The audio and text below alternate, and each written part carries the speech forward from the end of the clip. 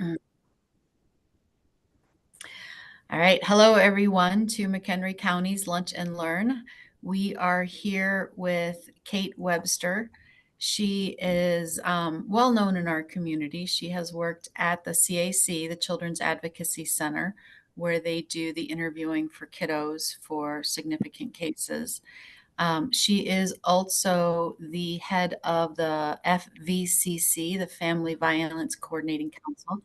That is where I saw her do this presentation, and when I saw it, I went, "Oh, we need that for our CASAs." So I will turn it over to Kate, and let's see what you got to say. Awesome. Well, thank you so much for having me. Like Sherry said, yes, I've worked at the Child Advocacy Center in McHenry County. We call it the CAC for the last 5+ years. And so we will speak to any child suspected of being abused. So it's very possible that we have had maybe some of your kids on your cases come through the CAC. And if we have not, it's possible we could.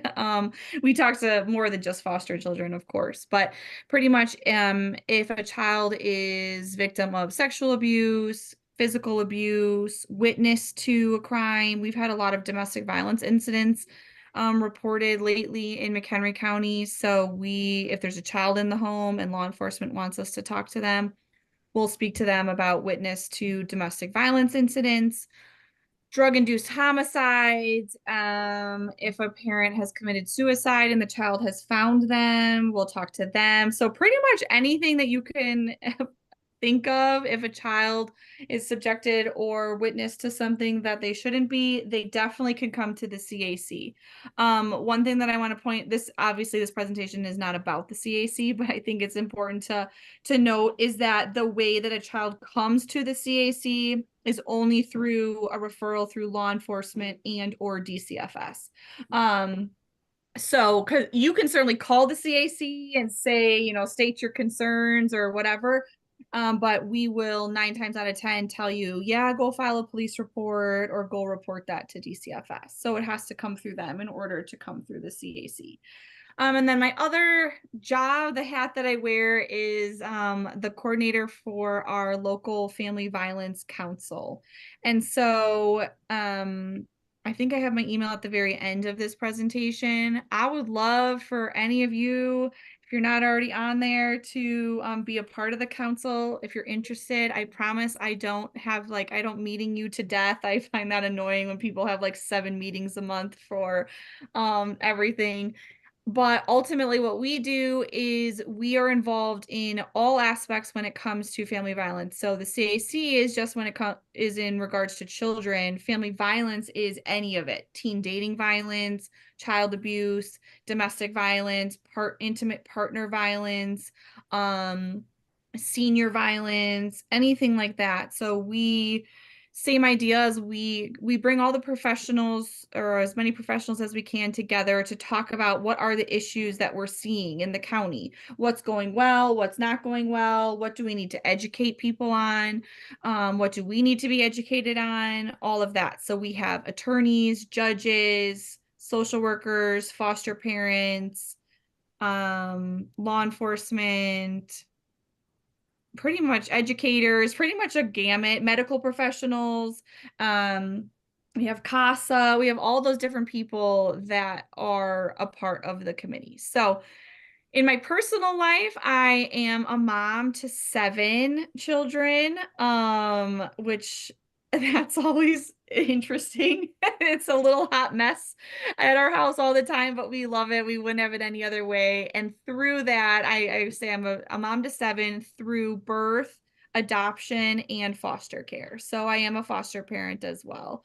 Currently, I've been a foster parent on and off for the last 11 years. And I currently have an open case or a child with an open case in McHenry County Court and a child with an open JA case in Lake County Courts. So kind of familiar. We have 2 CASAs that we work with very closely, one in McHenry and one in Lake. So I just love everything that you guys do. And I hope that this presentation, you can take that, of course, to, any kids that you may be CASAs of, but also, any other kids that you come in contact with, really. It's a little different during Zoom, but usually the way that I like to have my presentations is if you have a question or something, please feel free to interrupt me. I get tired of listening to myself talk only, so it does not bother me at all if you just unmute yourself and ask me a question. I can't see the chat right now, but or if you're not comfortable just speaking up, put it in chat, and then there will be an opportunity at the end too. Okay. Oh, and also I used to be a teacher. So part of that too, identifying signs of abuse at school. These are things I also wish I would have known as a teacher. I was a third grade elementary school teacher. So these are some things that I wish I had known. So we're going to start off with a video. If you guys can't see it, just let me know. We tested it before. You should be able to. A child who lives with domestic violence lives in darkness. She sees things no child should see and hears things no child should hear. She struggles to separate her nightmares from reality because there's very little difference. The child who lives with domestic violence isn't afraid of the dark.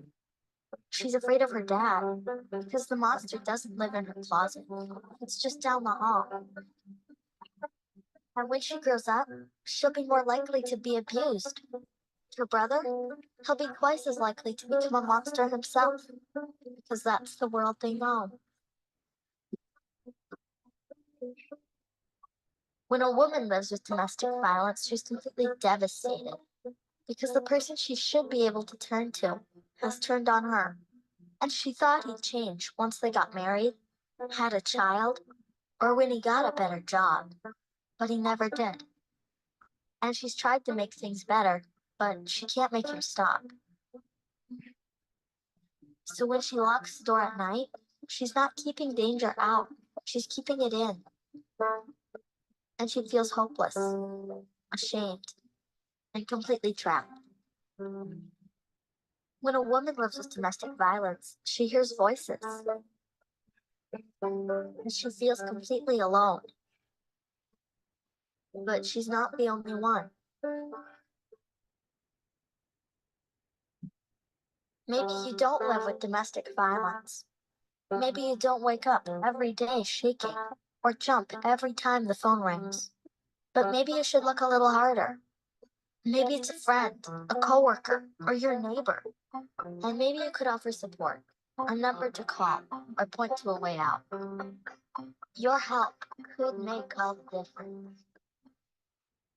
We need everyone to bring domestic violence into the light.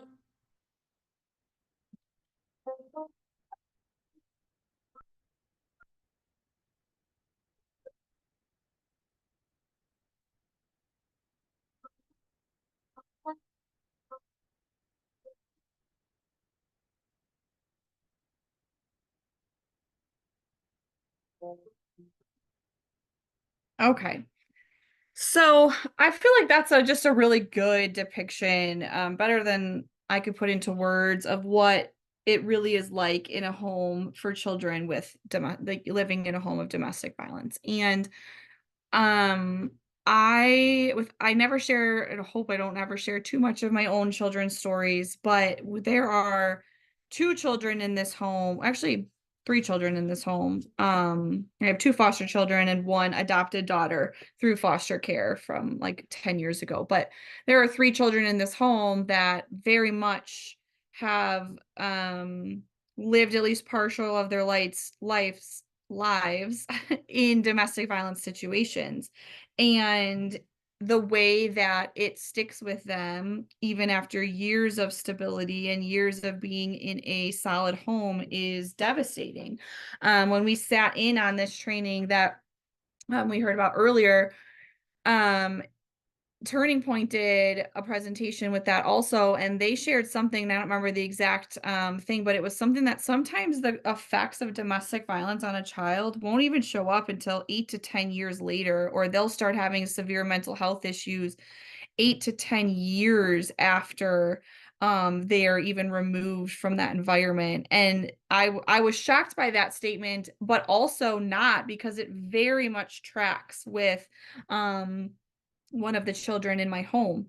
Very much tracks with that. Have been in a stable, loving home for 10 years and is having a lot of mental health issues. So having as much awareness as we can about what these kids are going through is just so important. Some people like facts, some people don't like facts, but I actually need to move this over because I can't see my screen. Okay, there we go. So, it suggests that domestic violence may be the single precursor to child abuse and neglect. I would say that's pretty spot on. From what we see at the CAC, 9 times out of 10, if there's some type of sexual abuse occurring in the home, there's also domestic violence and physical abuse occurring in the home for these children. 30 to 60% of the perpetrators of intimate partner violence also abuse children in the household. I would be shocked if that number isn't even also higher. What I've seen in the CAC cases, as well as personal life cases within our own children, is or with their birth parents, is that oftentimes it starts with abusing mom. And it's all about control and power, right, for the abuser. And then when mom maybe tries to protect the child, or child starts to get older and tries to protect the mom, then abuse also occurs to the child. So it's typically there's one person in the house that runs the whole thing. Everyone's afraid of them, and they're all suffering from that. And I can tell you that even a child as young as 1.5 to 2, one of our children, foster children, was barely verbal and was able to verbalize things that were happening on visits with parents that they were not feeling safe about. And so maybe it's not coming out exactly how we want it to, right? How I should say how DCFS wants it to. Oh, this person is doing this to this person. Even toddlers show signs, and we'll talk about that in a little bit. Show signs, can use verbal cues, all these things that show that something is happening in the home that's not safe. And then I think we pretty much covered all those, and you can read them. So how can this present in children, right? This is what we want to know. They can feel a lot of guilt and shame. And remember, these are feelings that we're talking about how this can present in children, this is not just how can this present in children when it is currently happening. This can present in children while it is currently happening, while the domestic violence, if they're in that home, but this can happen even after children have been removed from the home and from that environment. The feelings of guilt and shame. A lot of these kids, they really feel like they're doing something. They just weren't good enough. They were too loud. That's why that's why they got hit, or that's why dad is so mad, or they just have to be better. They're not listening. It can be something so silly. So in our case, there's extreme masculinity. I'm trying to be so vague by still giving examples. There's extreme masculinity issues in one of the cases with one of the parents, and to the point where that child doesn't even feel safe. Hold on, I have to sneeze, I think. Excuse me. It doesn't even feel safe telling those parents that he wanted strawberry frosting on a birthday cake because that color is pink, and he's so scared what the reaction will be from dad if he shares that he just wanted strawberry frosting, and this child is 4, strawberry frosting on a cake, he was so excited about it here. And so that next one, feeling responsible for abuse. At 4 years old, he has learned that 1, it's not safe to share my true thoughts and feelings. And 2, if there was a reaction, he feels responsible for that because he shouldn't have chosen pink frosting, strawberry flavored frosting for his dessert. So it's those kind of things. And that's even just in, a younger child, but they feel very responsible for their abuse. Violence can become a coping mechanism. Again, we definitely see that with some of the children, even though they don't want that violent behavior to be happening, right? It's that nurture versus nature. Part of that is just kind of within them if they are coming from someone who is very abusive, but also if they're in that environment, that's what they're learning. That's what they're being taught. This is what you do when you feel mad, right? This is how you respond when you feel mad. And so having to reteach that to our kids, relearn a different way to respond. They may keep secrets. Lying becomes a learned behavior. Not only secrets to try to cover up what's happening in the house, but also, especially for the younger ones, actually all the ages, sometimes they just lie too because they don't want to be talking about what the reality of their home is, right? So they may create this alternate reality of what's actually happening and sharing that with other people. To hide it, but also to try to convince themselves that maybe it's not quite as bad as it feels all the time.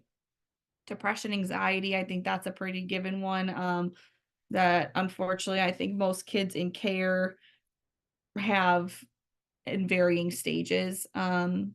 Self-abusive behaviors like self-harm, you can, again, maybe we think of that as older kids, which it definitely can be, and it shows more, but that is happening in the younger kids also. Sleeping pattern changes, that also could be like the bedwetting. I know that's a big sign of if there's, possible sexual abuse occurring, but it can also be just their body's in the constant fight or flight stage. And so they just can't move past that. And so their sleeping patterns change.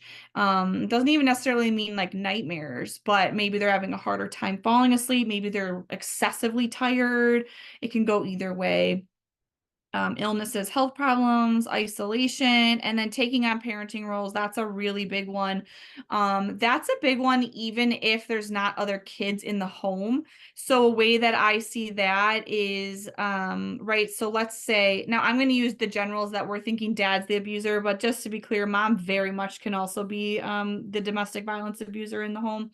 But let's say that dad's the abuser in the home, mom doesn't know how, or, doesn't feel that she can keep herself safe and the children safe.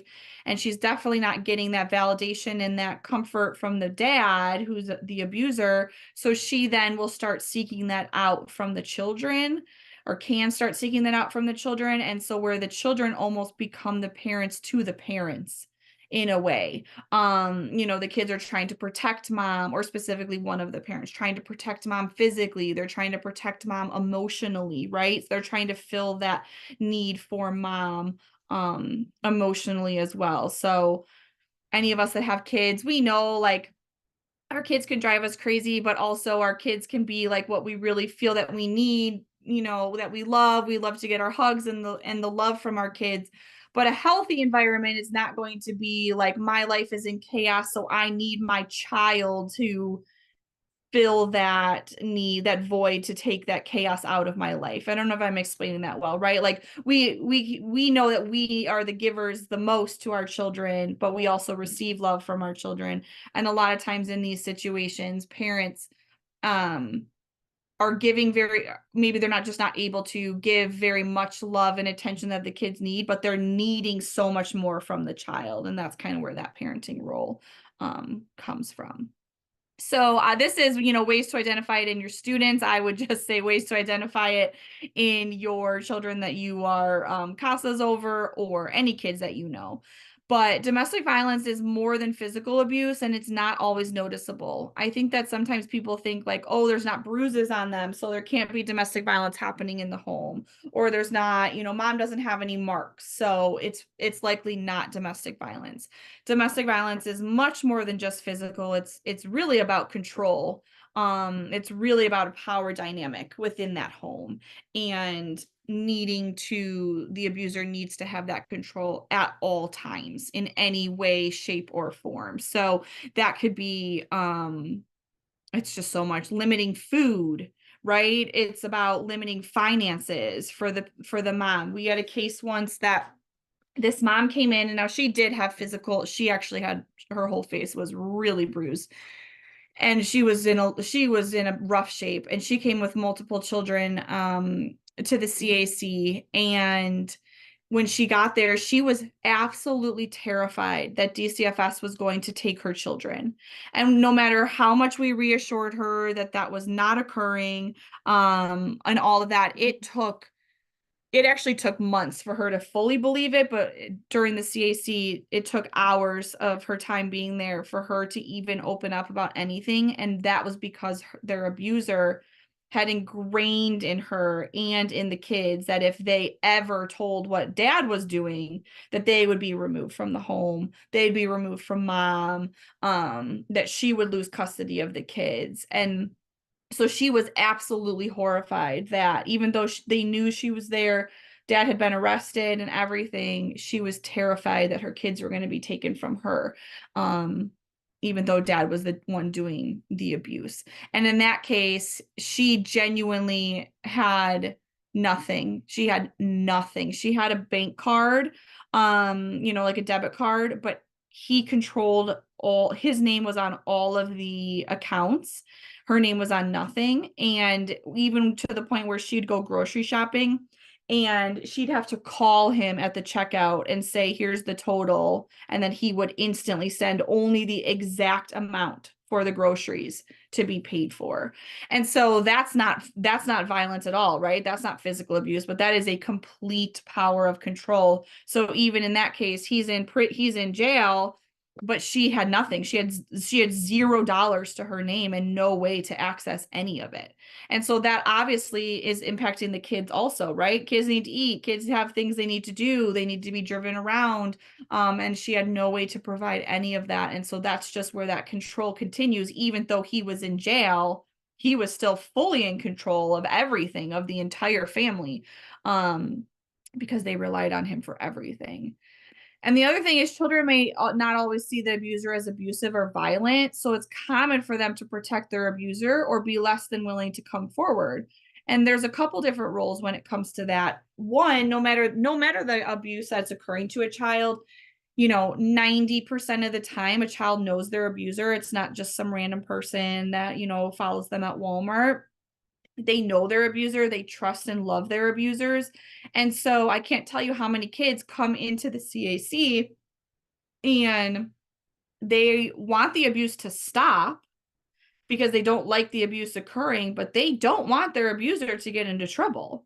So it's this fine line of protecting their abuser, which is, very often someone they love, parents, siblings, any type of trusted adult. They want it to stop, but they don't want that person to get in trouble. And that's especially when you get to these older children, who understand the family dynamics.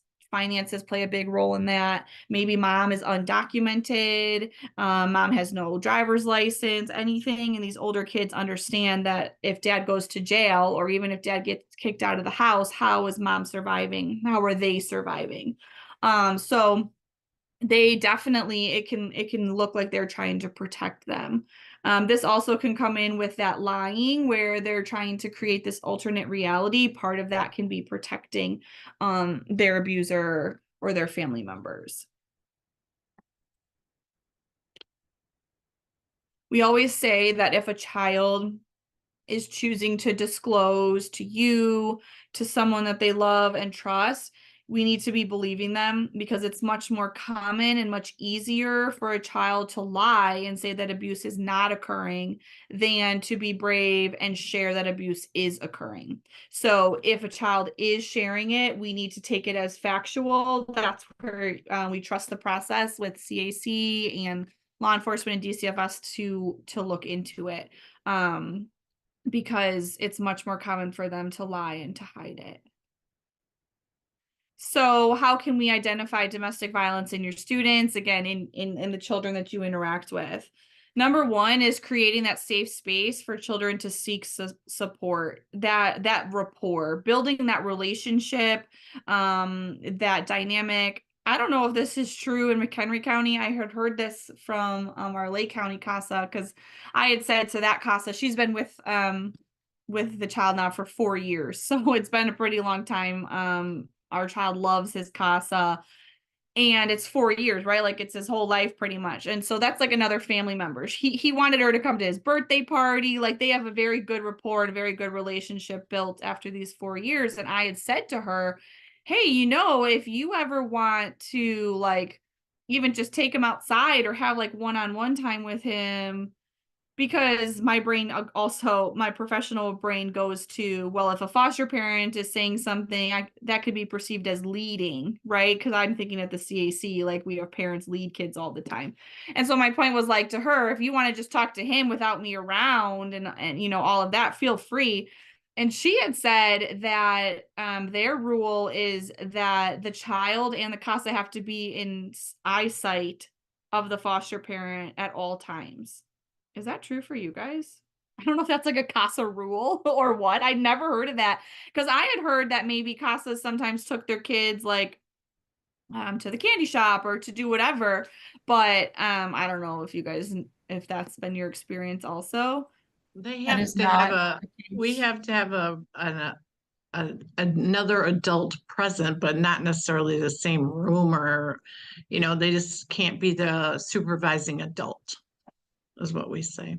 Okay, thank you for the clarification, because I do think that that's important to have, that creating that safe space for a child to talk, right? Especially because while I know that we are not foster parents that lie or make things up, unfortunately there are sometimes foster parents that do that, right? And like there's birth parents that do that. And so being able to have that conversation, or just any kind of conversation sometimes without them around, would be helpful. But again, not that they couldn't say something like that to you, but just creating that safe space. Keeping an eye on school performance, that is something that still, could involve you as a CASA, especially depending on the age. That's something that we talk about with the CASA that comes over every time. Actually, both CASAs. Even I have one that he's a toddler. He's less than 2, but he has a bunch of early intervention supports and therapists. And so that's something we're talking about constantly with the CASAs. Here's how school's going. Here's how preschool's going. I always share the information with everybody. Again, I don't know if that's the rule or not, but I would say, if you're able to talk to the preschool teachers, if you're able to even like see that child in preschool or elementary school, or go to the, school concerts or anything like that, like you're still building that rapport, but then you're also being able to have a closer eye on the school performance. So it's kind of a dual partnership there. Obviously paying attention to physical signs of abuse, but I think almost more importantly is that pay attention and then recognize the extreme emotional reactions or moods. Here's a perfect example. Again, I know I use a lot of personal examples because I think that those are interesting to learn from personally when I sit in trainings, and so having real life examples. One of my kids went on a visit a couple weeks ago, and there's always some emotional re-regulation after a visit, right? I'm sure if you have any foster children that you are CASAs over, foster parents will be sharing that, or maybe schools would be sharing that. There's usually a regulation period after visits. There's a lot of emotions around visits, good, bad, or indifferent, and so that's pretty common. But one of our children came home from a visit, and it was almost instantaneously they walked in the door. And then I'll think about the signs that we had said earlier, a couple slides earlier, right? Like kids that have been around domestic violence, try to keep those in mind.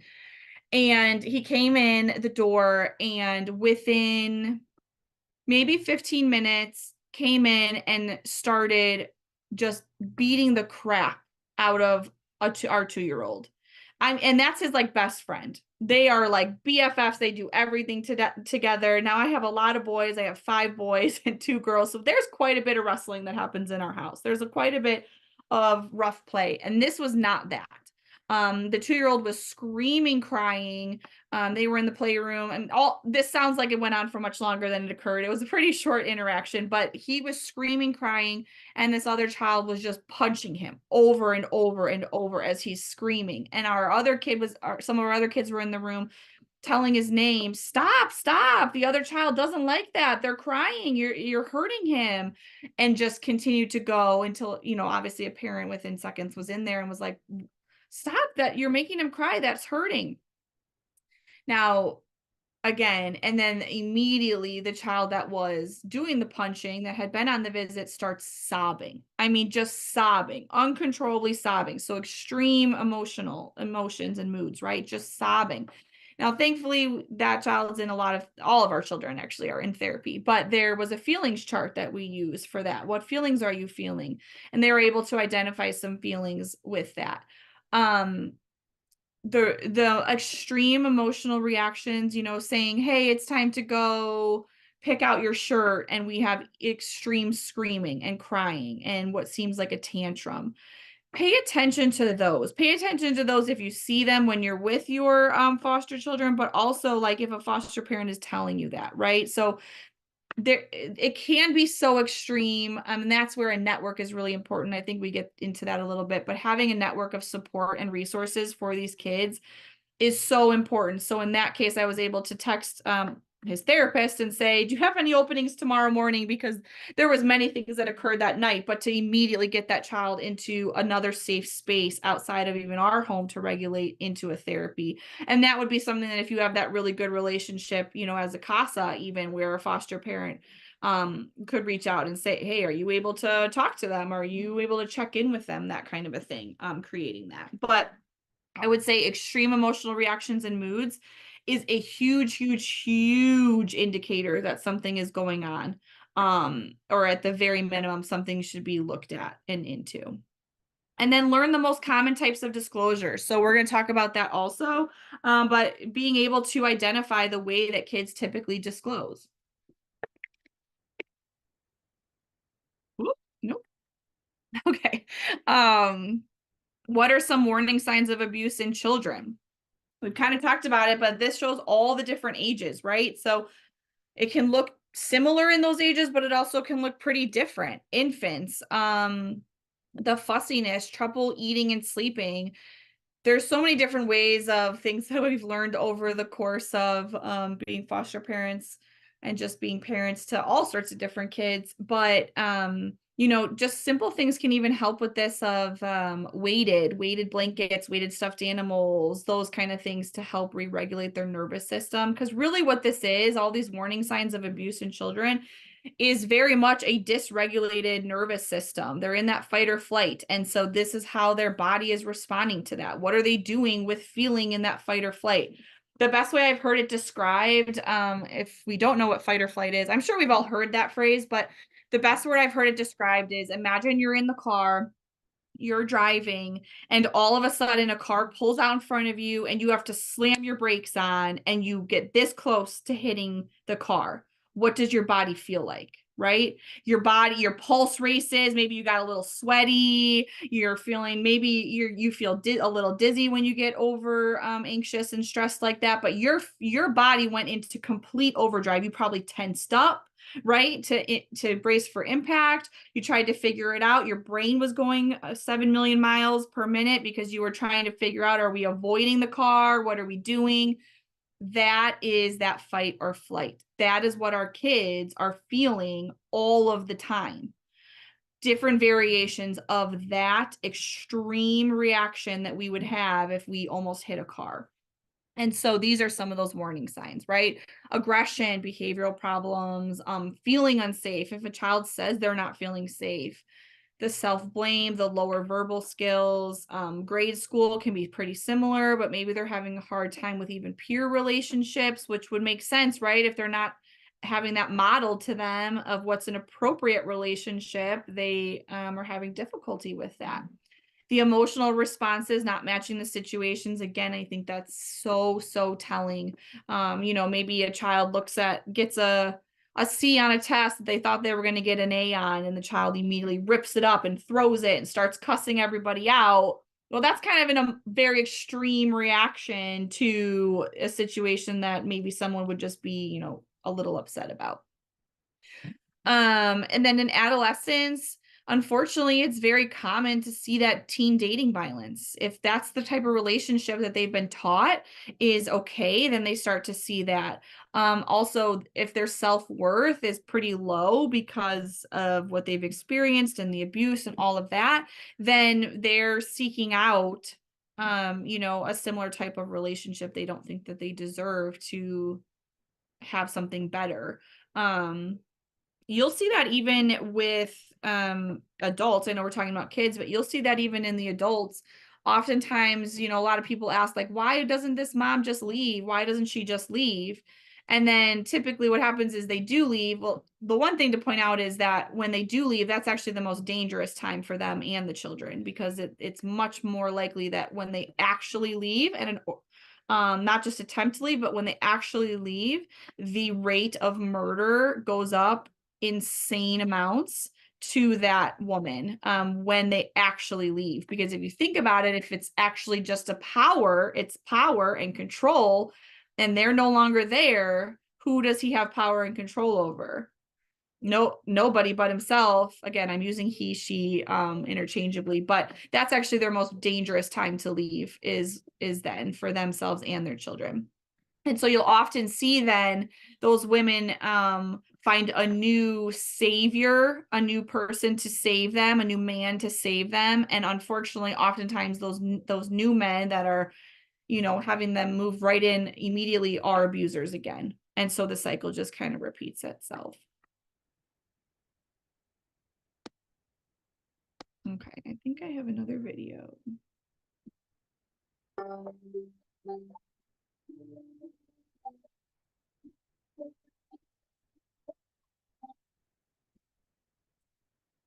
Science tells us that the experiences we have in the first years of our lives actually affect the physical architecture of the developing brain.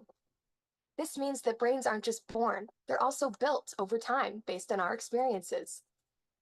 Just as a house needs a sturdy foundation to support the walls and roof, a brain needs a good base to support all future development. Positive interactions between young children and their caregivers literally build the architecture of the developing brain. Building a sturdy foundation in the earliest years provides a good base for a lifetime of good mental function and better overall health. So just how is a solid brain foundation built and maintained in a developing child? One way is through what brain experts call serve and return interactions. Imagine a tennis match between a caregiver and a child, but instead of hitting a ball back and forth across a net, various forms of communication pass between the two, from eye contact to touch, from singing to simple games like peekaboo. These interactions, repeated throughout a young person's developing years, are the bricks that build a healthy foundation for all future development. But another kind of childhood experience shapes brain development too, and that's stress. Good kinds of stress, like meeting new people or studying for a test, are healthy for development because they prepare kids to cope with future challenges. Another kind of stress, called toxic stress, is bad for brain development. If a child is exposed to serious ongoing hardships like abuse and neglect, and he has no other caregiver in his life to provide support, the basic structures of his developing brain may be damaged. Without a sturdy foundation to properly support future development, he is at risk for a lifetime of health problems, development issues, even addiction. It's possible to fix some of the damage of toxic stress later on, but it's easier, more effective, and less expensive to build solid brain architecture in the first place. One of the things that sturdy brain architecture supports is the development of basic emotional and social skills, an important group of skills which scientists call executive function and self-regulation can be thought of like air traffic control in the child's mental airspace. Think of a young child's brain as the control tower at a busy airport. All those planes landing and taking off and all of the support systems on the ground simultaneously demand the controller's attention to avoid a crash. It's the same with a young child learning to pay attention, plan ahead and remember, and follow lots of rules. Like all of us, kids have to react to things happening in the world around them, while also dealing with worries, temptations, and obligations on their minds. As these demands for attention pile up, air traffic control helps the child regulate the flow of information, prioritize tasks, and above all, find ways to manage stress and avoid mental collisions along the way. Having this ability is a necessity for positive and level mental health.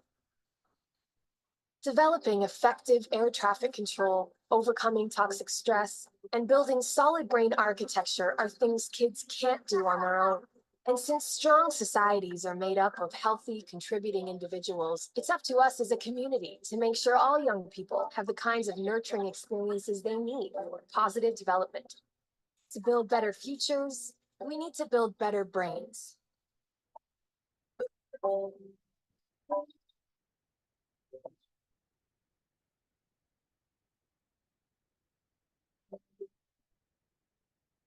Okay, so what do children need to know? They need to know that they're not to blame for the violence.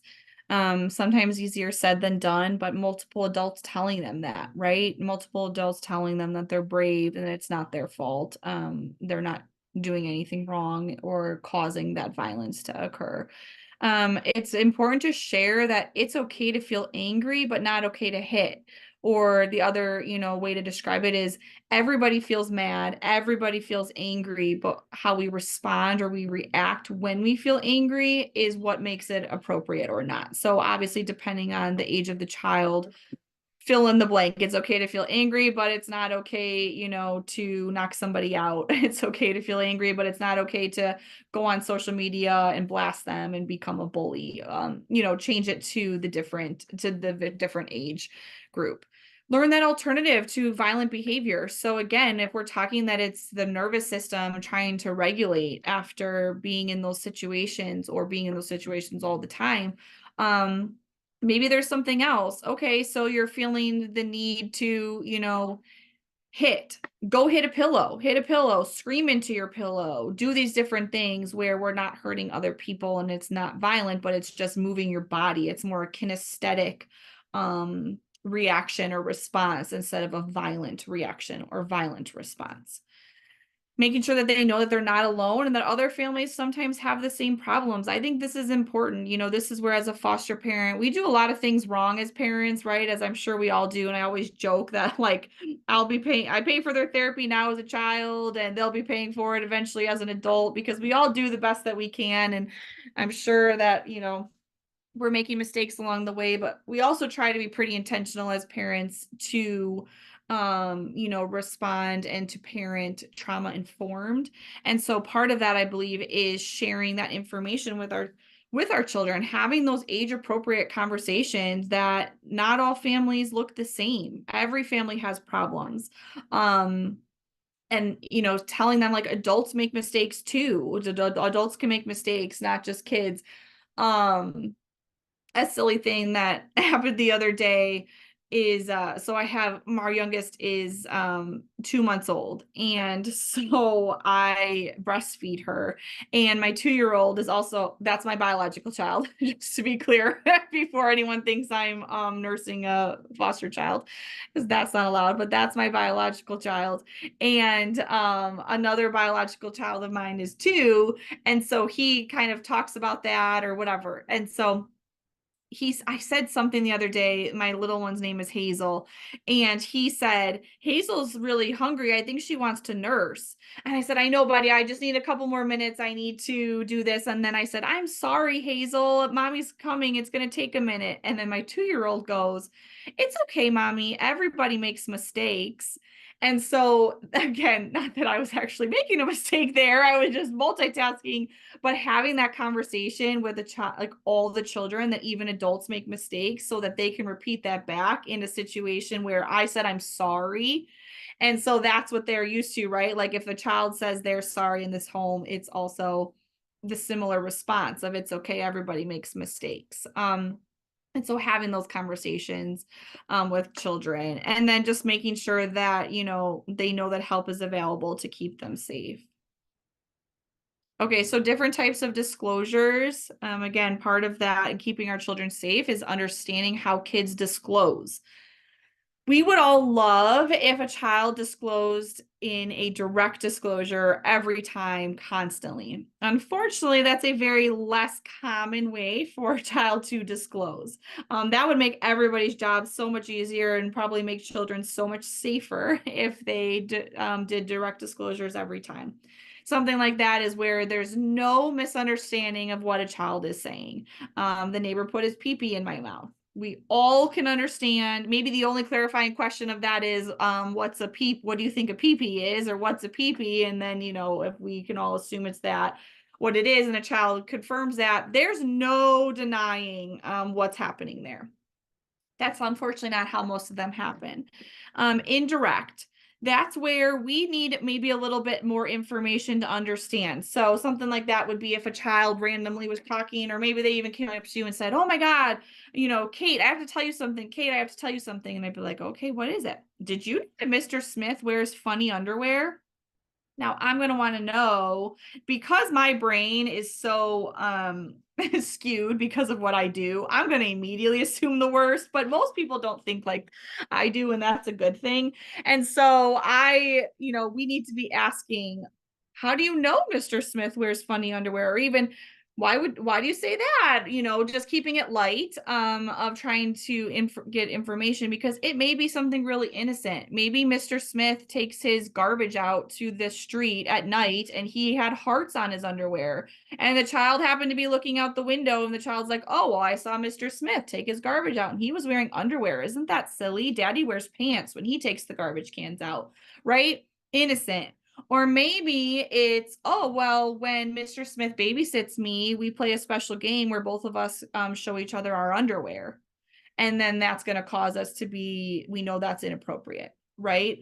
And so they're saying, oh, when I saw Mr. Smith in his underwear, when we were playing the underwear game, his underwear had hearts on them.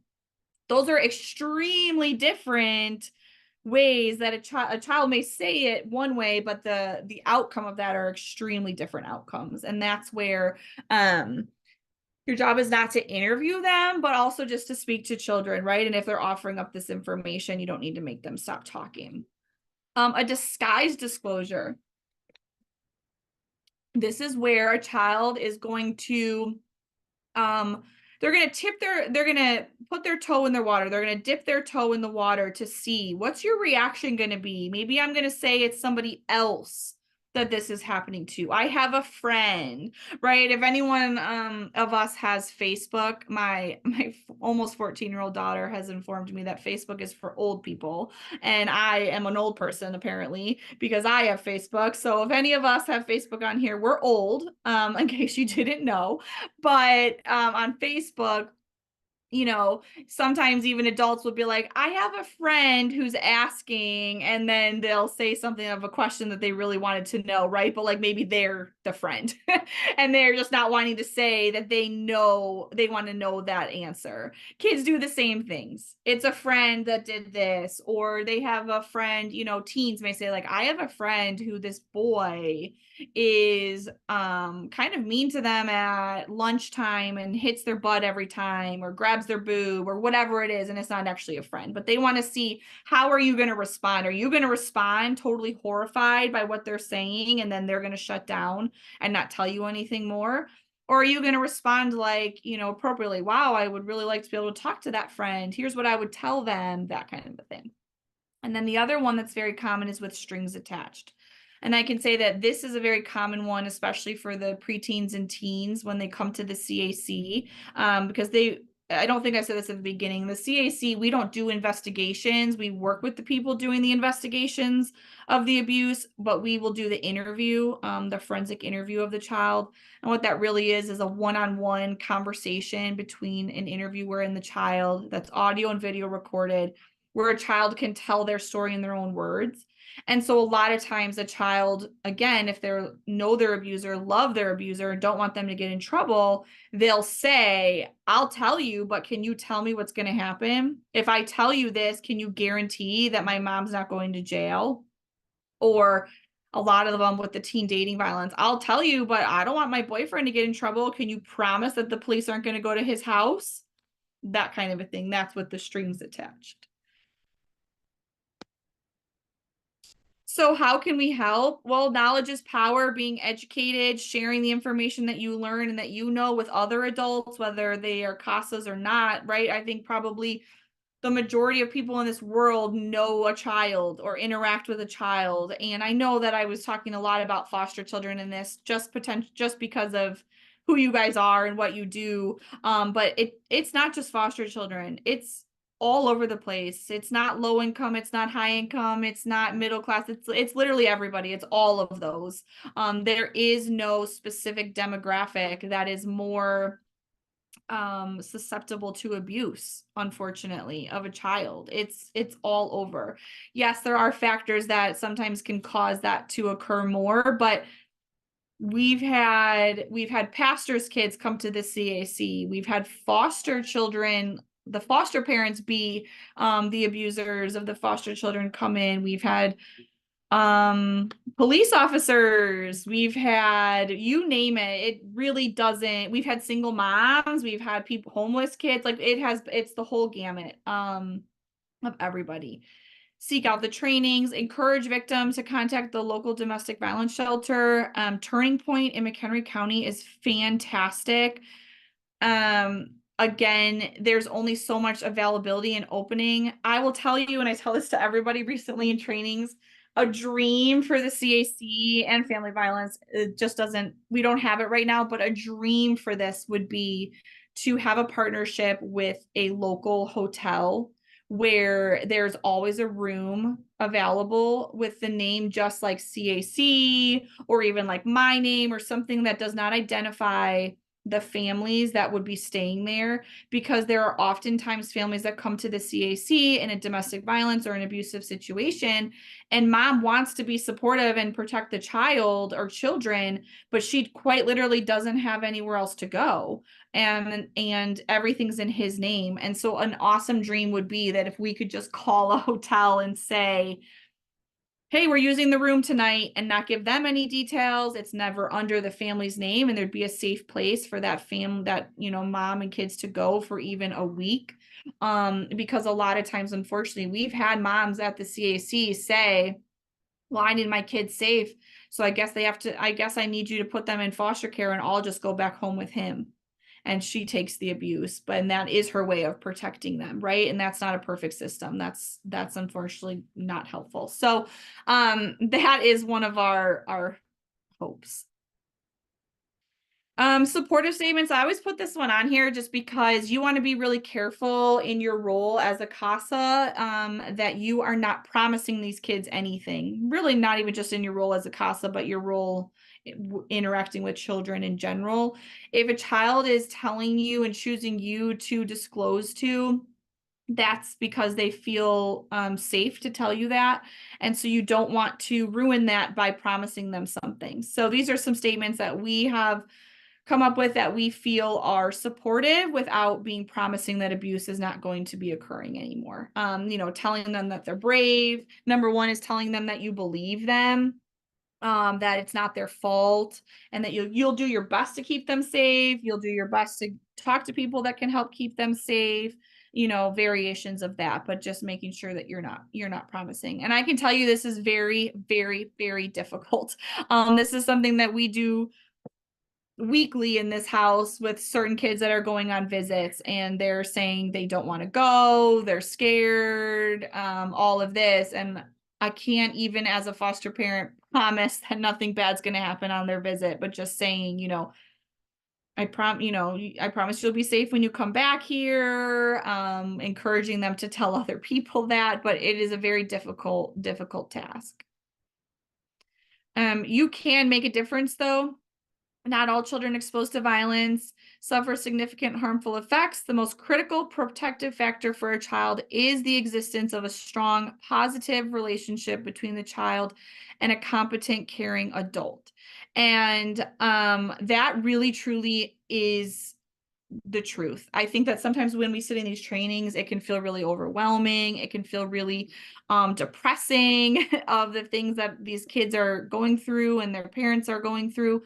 My best friend growing up was a foster child from the age of on and off for, I think, starting at 3 until she was about 14. So on and off for 11 years. We all know that this system is not fast by any means, and doesn't always work well, but she was in and out of the system for 11 years, 12 years.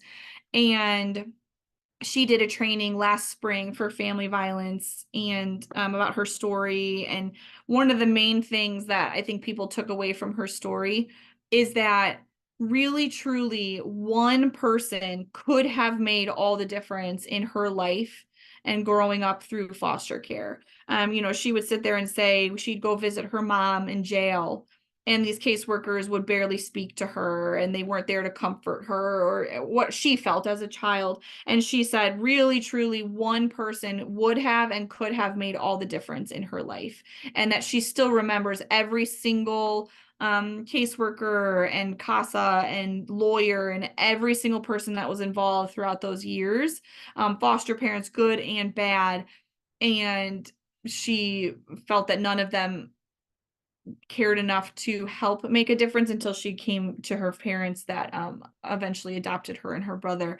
And so really, truly, like from the mouth of a former foster, not myself, but from a former foster child, she, you know, believe it as much as you can. One person really can make a difference in these kids' lives.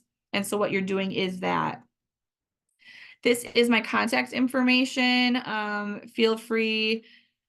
I feel like whenever I do in-person presentations, I'm like, I'm going to open up to questions in a minute, and then there's rarely any. And then everyone comes up to me afterwards individually and asks questions, which is totally fine, but that's a little harder in Zoom. So feel free to do that. If you're more comfortable emailing me a question, if you're more comfortable contacting me in that. This is also the contact information if you are interested in more information about being a part of the Family Violence Council. Or if you know that you want to be on the Family Violence Council, maybe even just want to check out what a meeting is like, this would be the information that you could respond to. I'm going to, does anybody still need it up?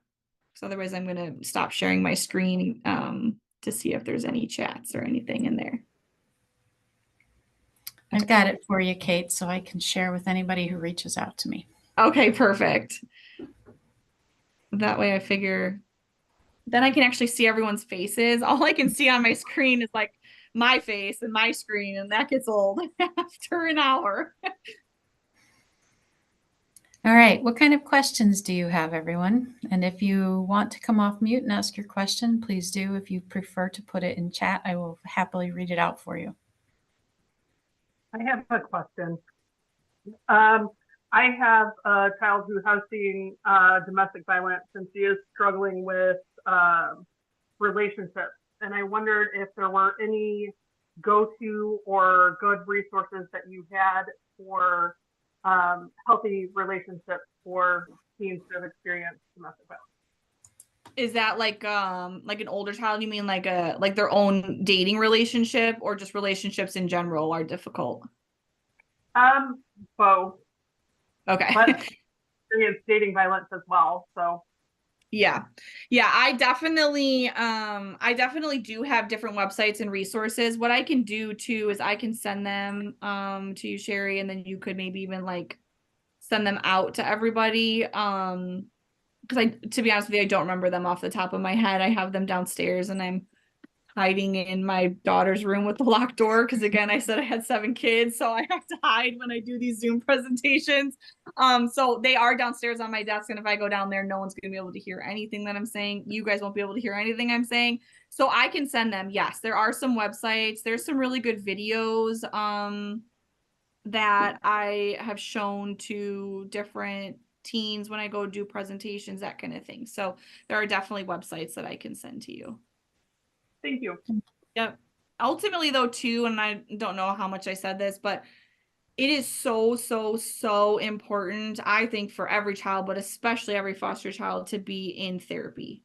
Like it is so important. Or in even former foster children. We are big proponents of therapy here. All the adults and kids are all in therapy because it's important, but it's really important. And I would say highly recommend pushing that or broaching the subject of that as a CASA to the foster parents if they're not already in it.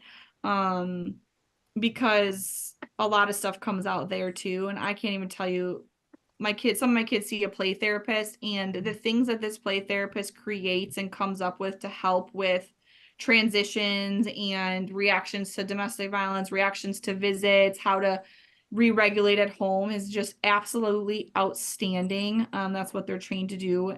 I can't recommend it enough. Wonderful. Any other questions before I let us go? All right. Well, Kate, thank you so very, very much for your time. Incredibly informative. Love this information. And we will have this available for all of us on our website. So thank you. Awesome. Thank you guys for everything that you do. You really are making a huge impact in these kids' lives, and we are very grateful for you.